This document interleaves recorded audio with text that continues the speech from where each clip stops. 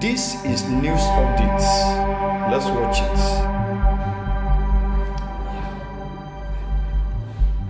The Prime Minister says the UK needs to be ready for war, and soldiers are training for action. We saw paratroopers do their biggest jump onto British soil in more than a decade, but the aircraft they flew in lack the kind of protection against threats, such as electronic jamming, that they'd need to be able to operate in a real war zone. It's an example of the impact of decades of budget cuts and botched procurement programmes that have left Britain's armed forces hollow and urgently needing to rearm.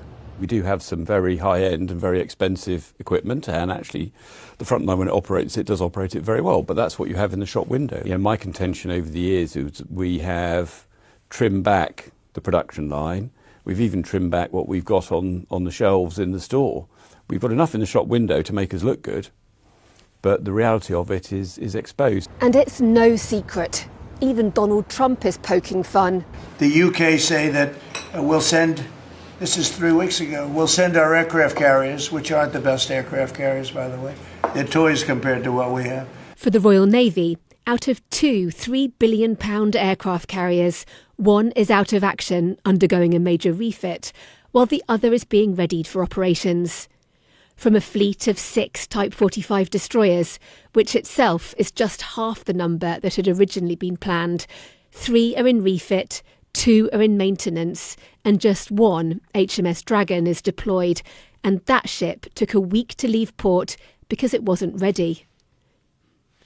Then, a mere 3 out of a tiny pool of just 7 frigates are thought to be available, including one that's at sea, while only a single attack submarine from a fleet of 5 is on operations. On land, the Army has 2 deployable divisions, on paper, which should comprise between 10 and 20,000 troops, armed with tanks, artillery, and increasingly drones. But listen to this officer stumble when asked by MPs if the UK could deploy a division in a crisis. We have a number of land capabilities, and yes or no.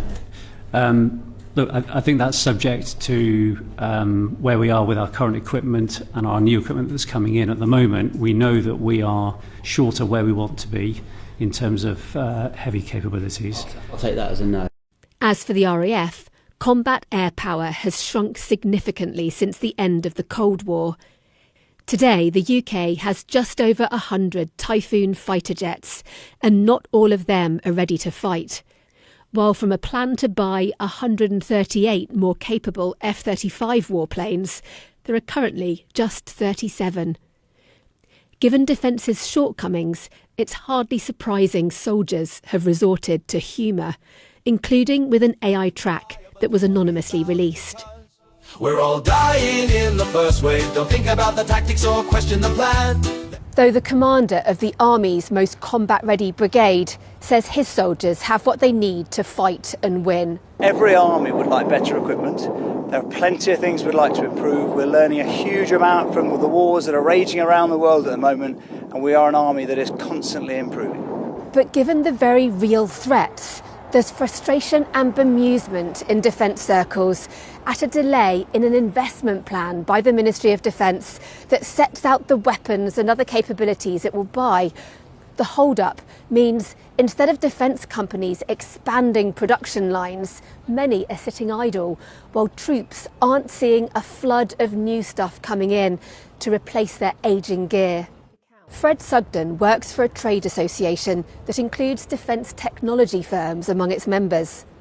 We've heard the warm words and the intent from ministers and from kind of senior civil servants around what they want to do to rapidly meet the threats that we're facing as a country. But at the moment, that's just not being met by concrete action on the ground. What message do you have for the Ministry of Defence if they're listening?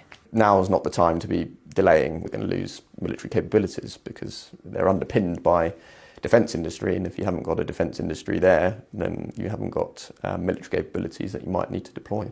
An MOD spokesperson said, "We want the UK to be the best place in the world to start and grow a defence business, and since July 2024 we have signed nearly 1,200 major contracts.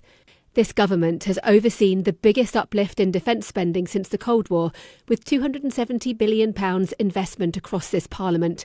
We're working to finalise the Defence Investment Plan and will publish it as soon as possible. Air Marshal Ed Stringer spells out what's at risk if the Ministry of Defence fails to spend even the money it does have well. If we don't learn from the conflicts that are underway at the moment, if we don't start pretty rapidly doing some very serious experimentation and wargaming and really thinking it through, then we might find we're suddenly on the receiving end of taking serious casualties in the next conflict. And that